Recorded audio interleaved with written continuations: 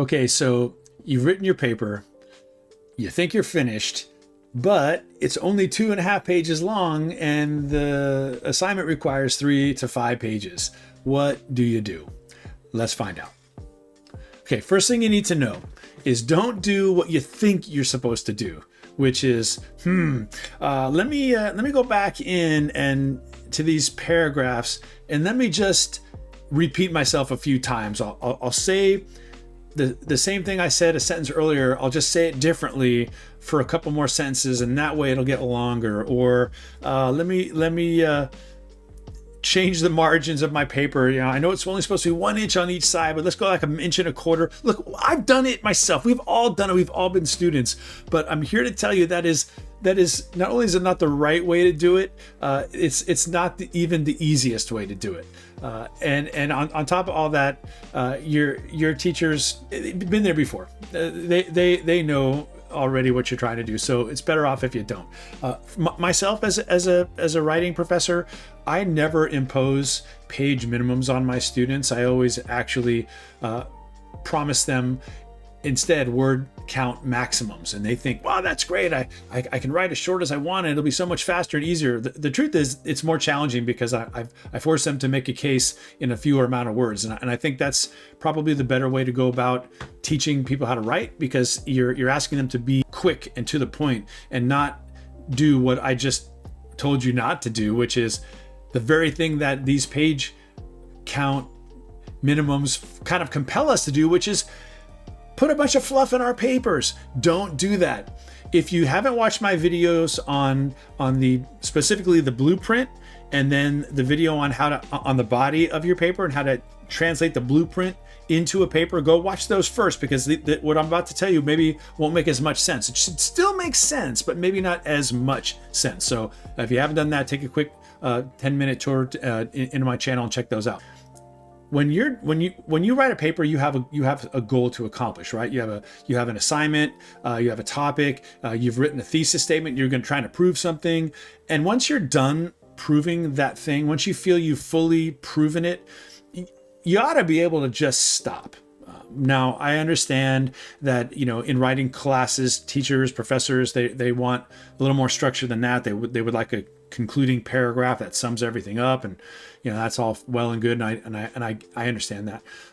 But what we don't want is fluffy, wordy, verbose, puffed up sentences that actually don't accomplish any of your purposes except one, and that one purpose is I got to get to page 3 or I got to get to page 5, whatever the page minimum is.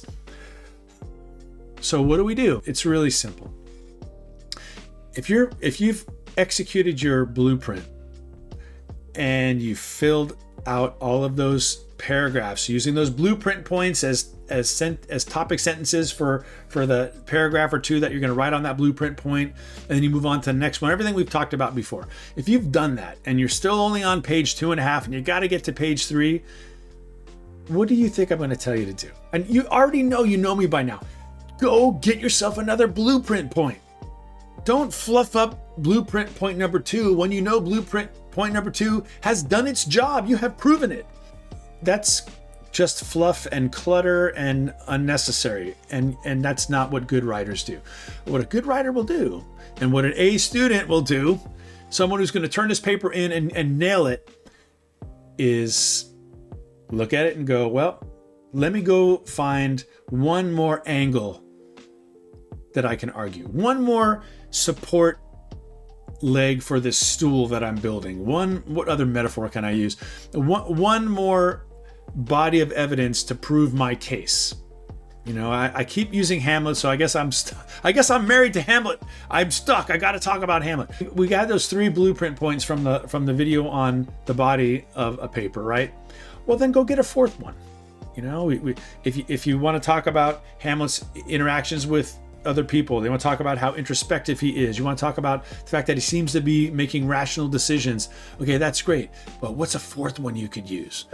Another way you can prove that Hamlet isn't crazy is that he's smart enough to know that his stepfather has sent him and his friends along with him to England to get him killed, and he's smart enough to come up with a scheme to get them killed instead of him. Sorry if I spoiled Hamlet for you, but it's really not a spoiler. But anyway, so that's a new blueprint point. If you're stuck and you can't find another blueprint point, you can't find another basis to prove your thesis, then I would say go back into the blueprint points you've already had and just go add a couple more pieces of evidence. You may feel like, hey, I've already proven it.